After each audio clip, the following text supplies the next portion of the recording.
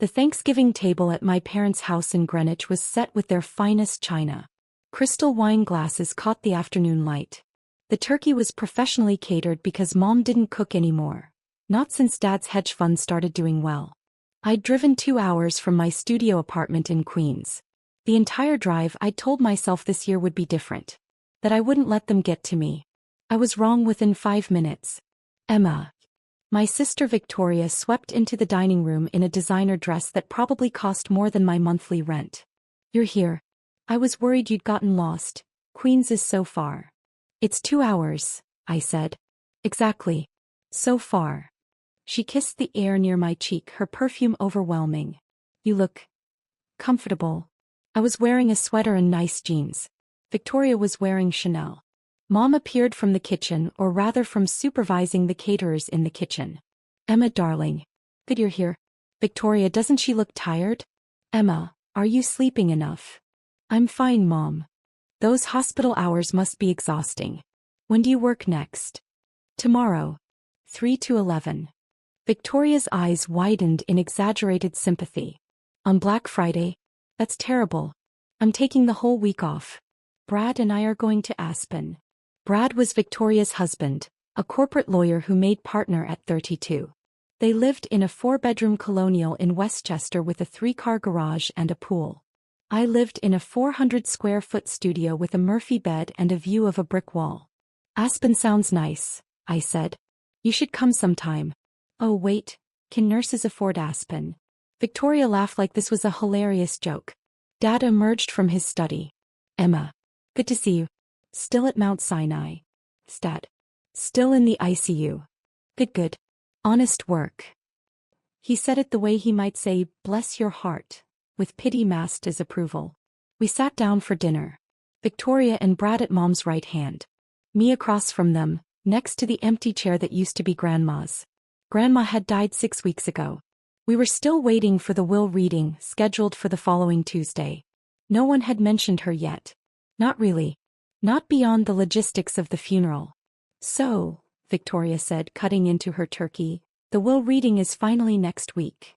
Mom nodded. Tuesday at 2. Everyone has to be there. About time, Dad said. These things shouldn't take so long. 6 weeks is excessive. Estate law, Brad offered.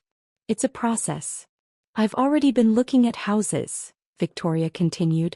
She pulled out her phone, swiping through listings. This one is in Darien. 6 bedrooms, pool, guest house. It's only $3.2 million. That's lovely, dear, Mom said, leaning over to look at the photos. Look at this kitchen, Victoria zoomed in. Marble countertops. Professional-grade appliances. The kind you see in magazines. Beautiful, Mom agreed. And this one, Victoria swiped to another listing. In Greenwich, actually. Close to you guys. 7 bedrooms. Indoor pool. Tennis court. $4.5 million, but Grandma's portfolio can handle it. Grandma's portfolio has to be worth at least $5 million, Victoria said confidently. Between the house in Bronxville, the apartment in the city, all those stocks Dad's friend helped her invest. Plus her savings, her pension. Mother was very careful with money, Dad said. She invested well. Exactly, Victoria continued. So split 3 ways between us kids, that's over $1.5 million each. Maybe $2 million if it's closer to $6 million total. She looked at me, her expression one of exaggerated sympathy. Emma, you could finally buy a place. Get out of that sad little rental. My apartment is fine, I said quietly. It's 400 square feet. Victoria laughed. I've seen it, remember? When I came to visit last year. You don't even have a real bedroom. The bed folds into the wall. Like you're in college. It's efficient, I said. It's depressing. He turned to Mom. Have you seen it? The building doesn't even have a doorman. And the neighborhood, I had to park 3 blocks away. 3 blocks. Mom sighed. Emma makes her own choices, Victoria. I know, but still. Victoria shook her head. With your inheritance, you really should consider something nicer. Maybe Astoria? That's up and coming. Or Long Island City. Somewhere with actual amenities. A gym. A doorman. A place where your car won't get broken into. My car has never been broken into, I said. Yet. Victoria said. It's only a matter of time in that neighborhood. I said nothing. I'd learned years ago that defending myself only made it worse. Victoria returned to her phone. Brad and I will probably buy 2 properties. One in Westchester, something bigger than what we have now. And maybe a beach house. The Hamptons or maybe Nantucket. Smart investment, Dad nodded approvingly. What about you, Emma? Brad asked. He was trying to be nice. He usually was. What will you do with your share? I don't know, I said. I haven't thought about it. Victoria laughed. Of course you haven't. You never plan ahead. That's why you're 32 and still renting a studio apartment. Victoria, Brad said quietly. What? I'm just saying. Some of us plan for the future. She gestured at their beautiful life, their beautiful things. Some of us work hard and make good choices. I was working 70 hours a week as an ICU nurse, making $85,000 a year in one of the most expensive cities in the world. But Victoria was a marketing executive making $200,000, so clearly I wasn't working hard enough. Still, Victoria continued, it'll be nice for you to have some money. Maybe you can finally do something with your life. Go back to school. Get a better job. I like my job, I said. You change bedpans, Victoria said. She said it kindly with a smile which somehow made it worse. I save lives, I replied. Of course you do, dear, Mom said. We're very proud. But Victoria has a point. With an inheritance you could advance. Maybe go back for your MBA. Do something more prestigious. The rest of dinner passed in a blur of Victoria discussing her plans, Mom and Dad nodding approvingly, Brad trying to change the subject occasionally, and me sitting silently pushing food around my plate. As dessert was served, pumpkin pie from a bakery in Manhattan that cost $60, Victoria leaned forward conspiratorially. I have to admit, she said, I'm curious what Grandma left to each of us. Do you think it'll be equal? Why wouldn't it be? Mom asked. Well, Victoria glanced at me. I mean, I spent a lot more time with Grandma than some people.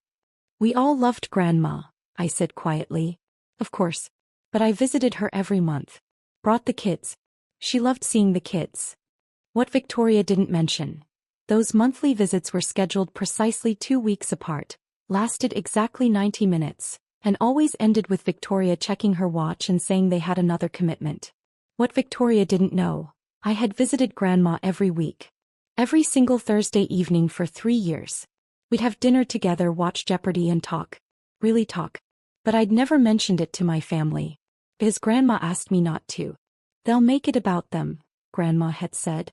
They'll want to know why I'm not giving them the same attention. Or they'll start visiting out of obligation, not love. I like our Thursday evenings, Emma. Just us.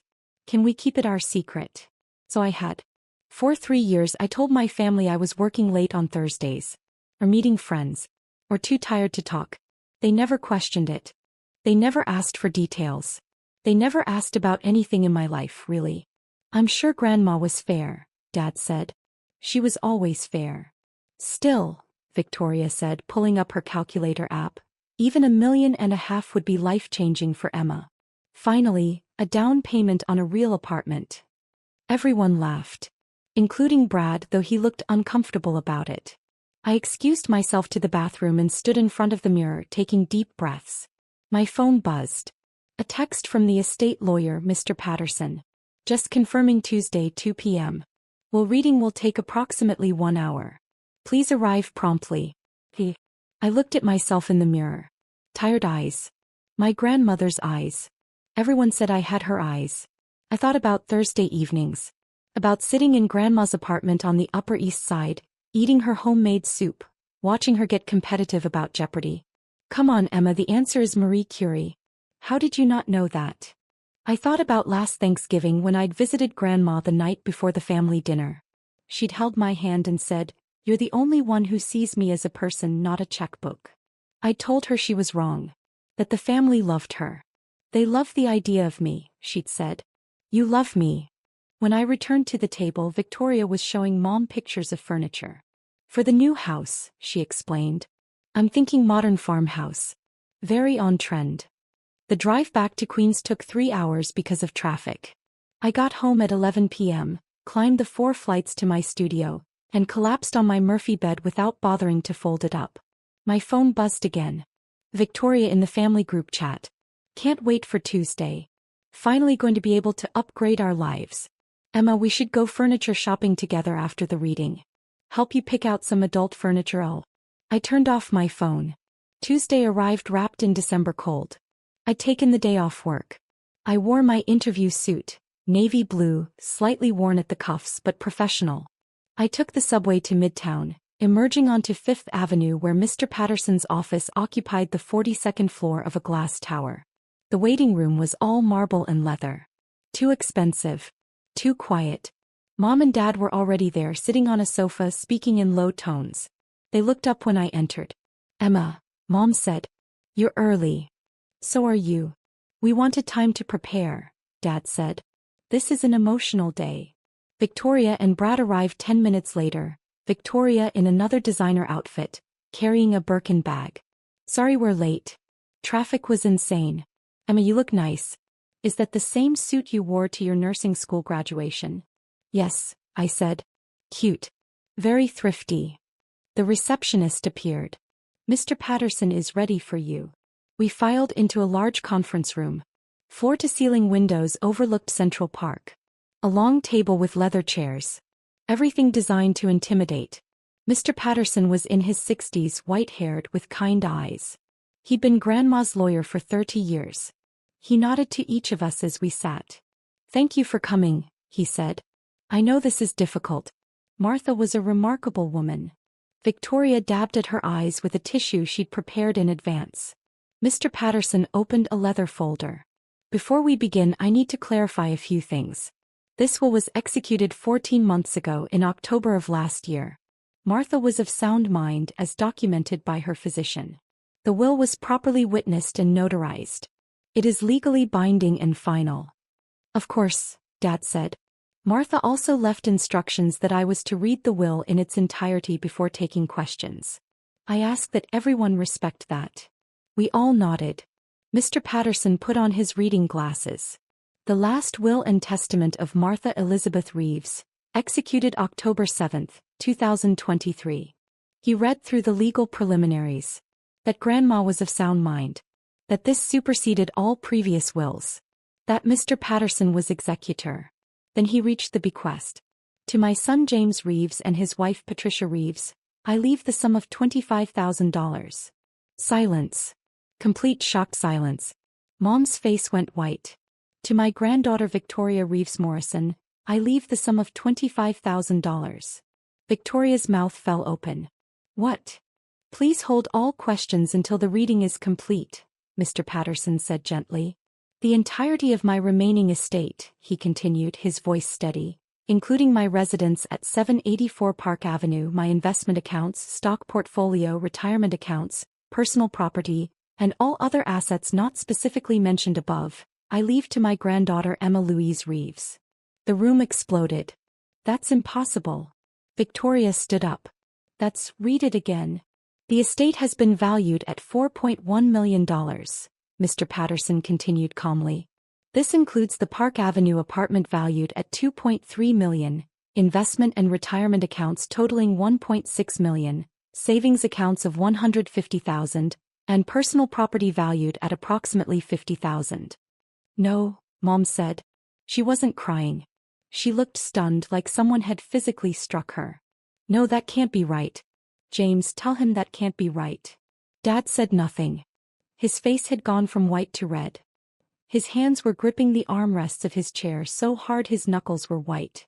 This is fraud. Victoria's voice was shaking. Emma manipulated her. She's a nurse, she had access. Mrs. Morrison, Mr. Patterson interrupted firmly, I must warn you that accusations like that could expose you to legal liability. I assure you this will is completely valid. But $4 million. Victoria turned to me. You knew this whole time. That's why you visited. You were planning this. I shook my head. I was crying. I didn't. I swear I didn't know. Liar. Victoria screamed. Victoria, sit down, Brad said quietly.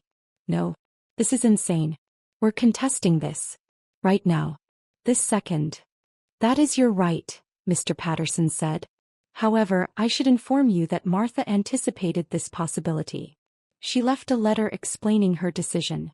Would you like me to read it? Yes, Dad said. His voice was hollow. Mr. Patterson pulled out an envelope. I recognized Grandma's handwriting on the front. To my family with love and honesty. He opened it and began to read. To James, Patricia, Victoria, and Brad. I need to be honest with you. I need you to understand this decision even if you never accept it. For the last 3 years of my life, Emma came to see me every Thursday evening. Every single week. Rain, snow, heat wave, holidays she never missed. Not once. She'd arrive at 6 o'clock with dinner.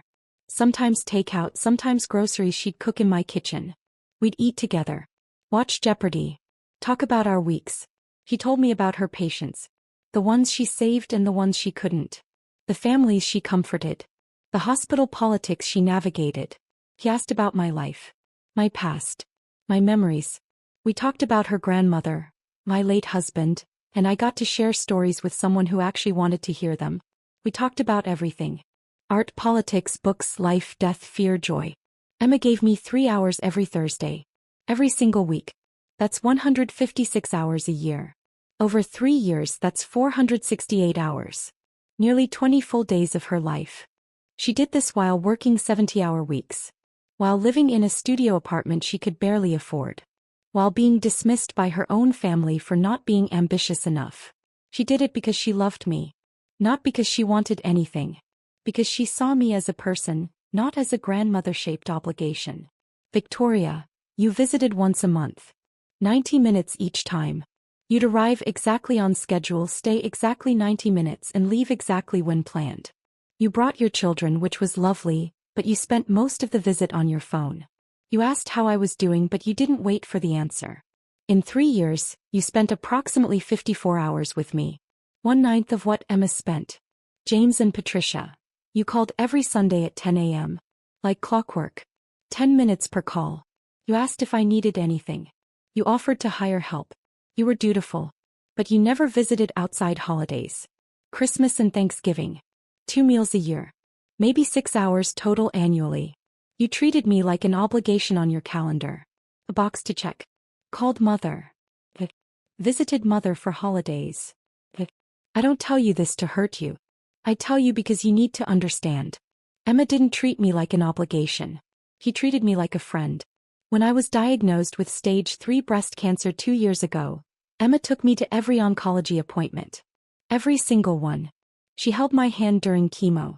He stayed with me when I was sick. He helped me understand my treatment options. None of you knew I had cancer. I didn't tell you because I knew what would happen. You'd feel guilty. You'd start visiting out of obligation, not love. You'd rearrange your schedules and resent it. You'd mark time until it was over. Emma never knew I was keeping it from you. She just came every Thursday and was there. I'm in remission now. Thanks in large part to Emma's support. So here's what I've decided.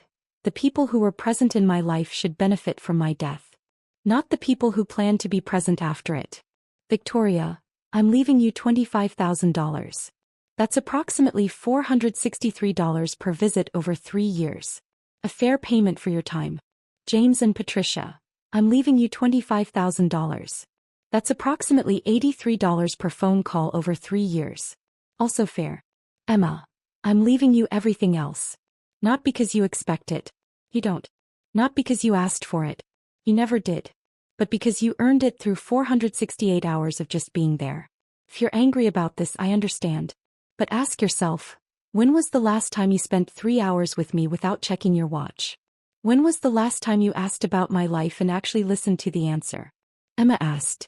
Every Thursday. For 3 years. That's worth more than money can measure. So I'm giving her the money too. I don't do this to punish you. I do it to teach you. Presence matters. Showing up matters. Seeing people as people, not as future inheritance, matters. Maybe you'll learn that. Maybe you won't. Either way, Emma has earned this. Every penny. With love and absolutely no regrets, Martha Elizabeth Reeves. The silence that followed was crushing. I was sobbing. I couldn't stop. My grandmother, she'd known. She'd known exactly what she was doing. Cancer. Mom whispered. You had cancer? She's dead, Patricia, Dad said flatly. It doesn't matter now. Every Thursday? Victoria was staring at me. You visited her every Thursday? I nodded, unable to speak. You never told us. Grandma asked me not to. Why? Because. I wiped my eyes. Because she said you'd make it about you. And she was right. Look at you right now. This is manipulation. Victoria turned to Mr. Patterson. This is clearly manipulation. She isolated our grandmother, poisoned her against us. Mrs. Morrison. Mr. Patterson's voice was sharp now. Your grandmother wrote that letter 14 months ago. She was cancer-free at the time as documented by her oncologist. She was of completely sound mind. I have that documented. I have documentation of Emma's visits. Building security logs showing Emma arrived every Thursday at 6 p.m. for 3 years. I have testimonies from neighbors. I have phone records showing Emma called daily to check in. I have records from her oncology team showing Emma attended every appointment. He pulled out a thick folder. Your grandmother documented everything. She knew you'd contest. She prepared for it. So we have no choice? Dad asked. We just accept this? You can contest, Mr. Patterson said. But I'm telling you, as someone who's practiced estate law for 40 years, you will lose. The evidence is overwhelming. And you'll waste $25,000 to $50,000 in legal fees trying. This is unbelievable, Victoria said. He was crying now, angry tears. $4 million. To her. She looked at me with pure hatred. You planned this. You manipulated a sick old woman. She wasn't sick when I started visiting. I said. I visited because I loved her. Because she was interesting and funny and smart and I liked spending time with her. You lived in a studio apartment, Victoria shot back. You were desperate for money. You saw an opportunity. I didn't know about the apartment in the city. I didn't know about the stocks. I knew she owned her Park Avenue place, but I thought she was living off Social Security and Dad's help. You're lying, Victoria said flatly. I'm not. I turned to Mr. Patterson. I really didn't know about any of this. He nodded. Martha never discussed her finances with you? Never. We talked about everything else. But never money. That's documented too, he said. Martha specifically noted in her planning meetings with me that she never wanted Emma to know the extent of her wealth. She wanted to ensure Emma's visits were genuine. He looked at my family. Which they were. Brad stood up. I think we need time to process this. Of course, Mr. Patterson said. The $25,000 bequests will be distributed within 30 days. Emma, the estate will take 4 to 6 months to process through probate. I'll contact you to begin that process. We all stood. Victoria was still crying. Mom looked shell-shocked. Dad's face was red with suppressed anger. In the elevator down, no one spoke. We stood in that small space, the silence suffocating. When we reached the lobby, Victoria turned to me. If you had any decency, she said, her voice shaking, you'd split that money with us. With your family. Grandma made her wishes clear, I said. Grandma was manipulated. She was evaluated by doctors. The will is legal. Legal doesn't mean right. Victoria stepped closer. You're really going to take $4 million and give us nothing? Grandma gave you $25,000 each. That's nothing. That's insulting. That's what she decided. You poisoned her against us. No, I said quietly. I just showed up. I walked away from them out onto Fifth Avenue into the December cold. My phone started buzzing before I even reached the subway. Victoria, you're dead to me. Mom, Emma, we need to discuss this reasonably. Dad, this is tearing our family apart. Victoria, everyone will know what you did. Mom, please call me. Victoria, manipulative bitch. I turned off my phone. That night I sat in my studio apartment staring at the Murphy bed, the tiny kitchen, the brick wall view. $4 million. I couldn't process it. I thought about Grandma. About Thursday evenings.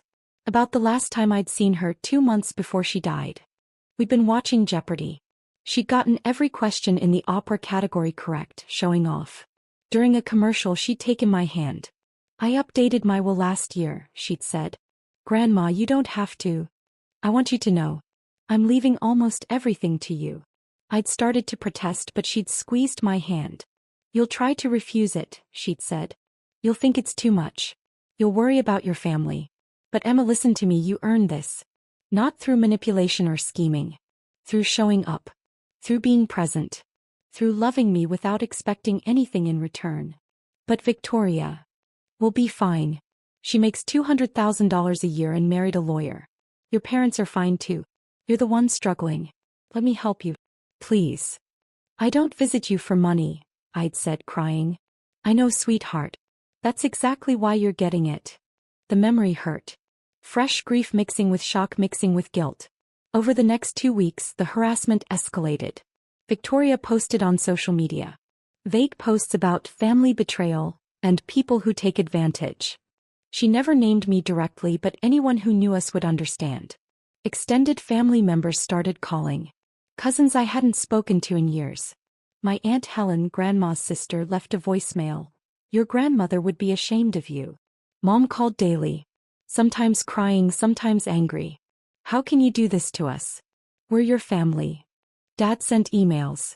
Long, formal ones explaining why I had a moral obligation to share the inheritance. How family meant taking care of each other. How Grandma would have wanted us all to benefit equally.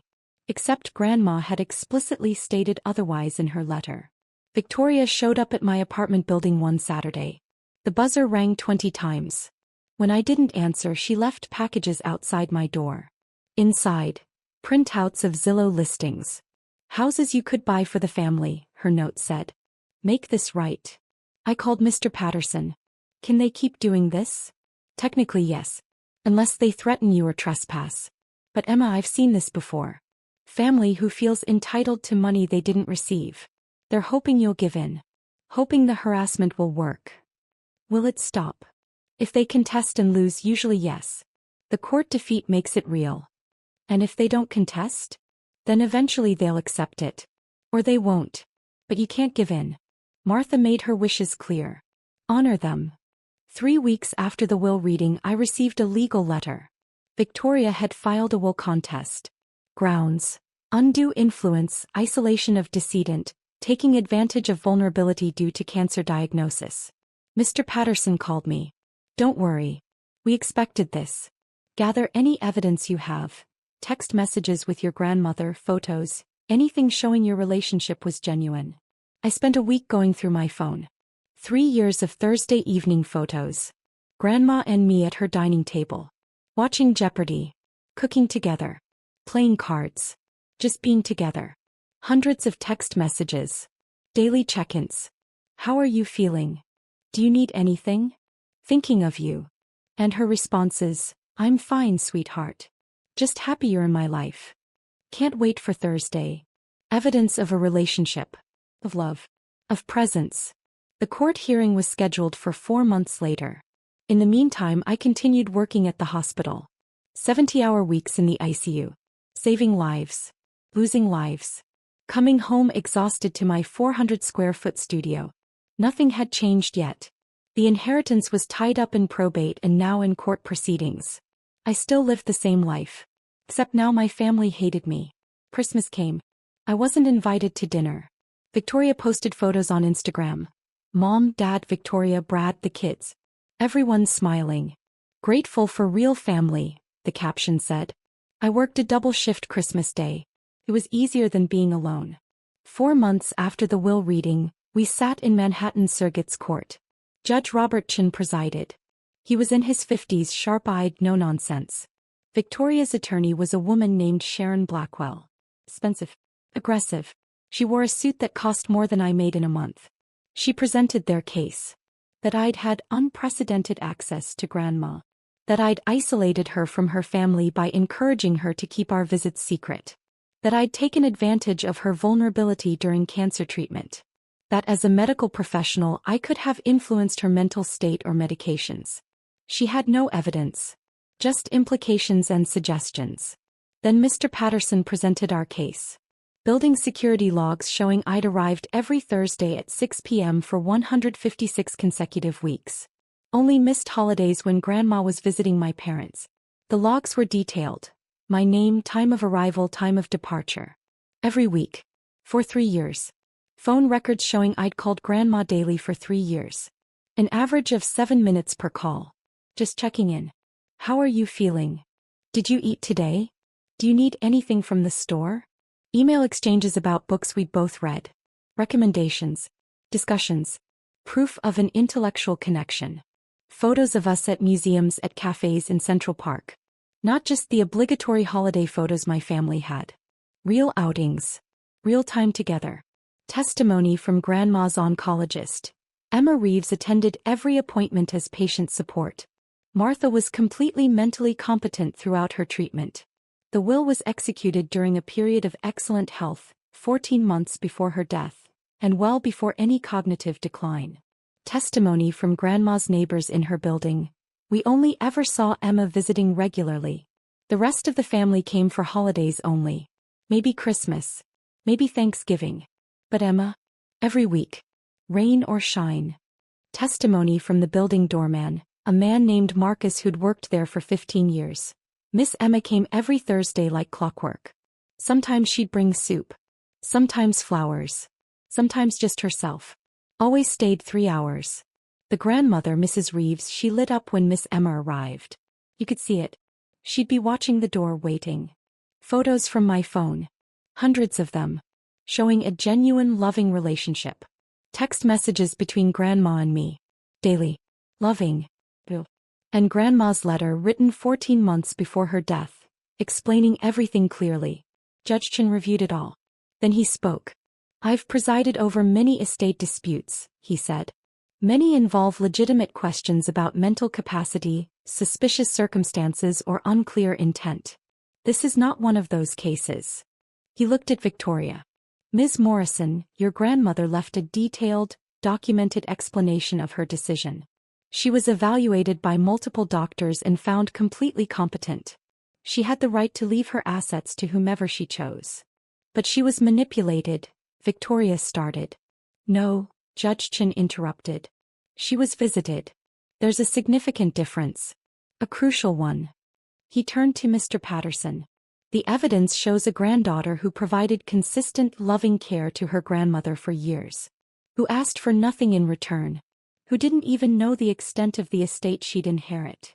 Back to Victoria. You visited once a month for 90 minutes. That's your choice. But you can't now claim that someone who visited weekly for 3 hours somehow manipulated your grandmother. If you wanted a relationship with her, you should have invested the time. He banged his gavel. Contest denied. Martha Reeves's will stands as written. Furthermore, given the frivolous nature of this contest and the clear evidence against it, I'm awarding Ms. Emma Reeves her legal fees, to be paid by the contesting party. Mr. Patterson leaned over. That's $28,000 they owe you. Victoria stood abruptly. This is wrong. This is, she looked at me. I hope you're happy. You've destroyed this family. I didn't destroy anything, I said quietly. I just showed up. Outside the courthouse, Mom and Dad were waiting. $28,000, Dad said. You're going to make us pay? The judge made that decision. You could waive it. No. So you're really doing this? Mom asked. Taking $4 million? Forcing your own parents to pay legal fees? Destroying your relationship with your sister? I'm honoring Grandma's wishes, I said.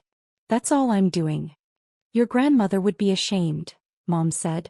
My grandmother wrote a letter explaining exactly why she made this decision. She knew you'd react this way. She prepared for it. I walked away from them. 6 months after Grandma's death, the estate cleared probate. I inherited everything. The Park Avenue apartment. The investment accounts. The stocks. The savings. $4.1 million. I sat in Grandma's apartment. My apartment now, on a Thursday evening. The place still smelled like her. Lavender and old books and home. I thought about what to do. What Grandma would want me to do. I called Mr. Patterson. I want to set up a fund. 4 nurses continuing their education. $50,000 a year. Your grandmother would love that. And I want to donate to the American Cancer Society. In her name. $100,000. Wonderful. The apartment. I think I'll keep it. Live here. It was her home. It feels right. She'd be glad to know it's yours. I made more decisions over the following weeks. I kept the apartment and moved in. From 400 square feet in Queens to 2,000 square feet on Park Avenue. The commute to Mount Sinai was 15 minutes instead of 90. I enrolled in a master's program to become a nurse practitioner. I could afford it without loans now. Without working 3 jobs.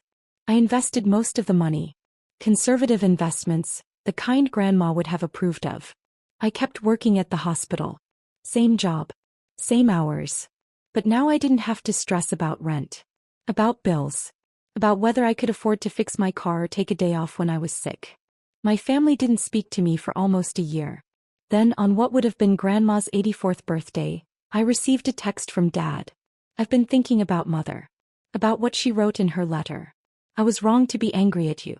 You didn't take anything from us. We gave it away ourselves by not being present. I'm sorry. We met for coffee the next week. Really talked for the first time in years. Your mother is still angry, he said. So is Victoria. I don't know if they'll come around. That's their choice, I said. You were right, though. About showing up mattering. I should have shown up more. For Mother. For you. It's not too late, I said. For us at least. We started having coffee every other week. Not Thursday evenings. Those were still Grandma's even though she was gone. But Sunday mornings. Slowly rebuilding something. Mom took longer. Almost 2 years before she called. I miss my mother, she said. And I miss my daughter. I'm sorry for how I acted. The money, it doesn't matter. I just want my family back. Victoria never apologized. We see each other at occasional family events now. We're polite, civil, but the relationship is broken. Maybe permanently. She has her mansion in Darien. Her beach house in the Hamptons. Her designer clothes and her perfect life. I have Grandma's apartment. Her books. Her memories. Her legacy. And on Thursday evenings I still sit in her living room watching Jeopardy, talking to her like she's still there. The answer is Marie Curie, Grandma. How did I not know that? I like to think she's listening. 3 years after the inheritance I completed my master's degree. I became a nurse practitioner, specializing in oncology. Working with cancer patients the way Grandma had been. I helped patients understand their treatment. Held hands during chemo. Made sure no one faced their diagnosis alone. It felt like honoring her memory. Like using her gift the way she'd intended. The scholarship fund had helped 15 nurses so far. Some sent thank you notes. I couldn't have finished school without this. This changed my life. Thank you for investing in nurses. Grandma would have loved that. I thought about her letter often. About her final lesson, presence matters. She'd been right. About everything. The people who show up are the ones who deserve to be there. The people who invest time are the ones who earn trust. The people who love without expecting anything are the ones who deserve everything. I'd shown up every Thursday. I'd been present. I'd loved her. And she'd loved me back. With a $4 million inheritance and a letter explaining exactly why. On Thursday evenings I still sit in her living room. Sometimes alone. Sometimes Dad joins me. Sometimes friends from the hospital. But I'm never lonely. Grandma gave me more than money. She gave me the knowledge that I'd done right. That I'd been there when it mattered. That I'd loved someone fully and they'd loved me back. That was the real inheritance. The $4 million was just proof.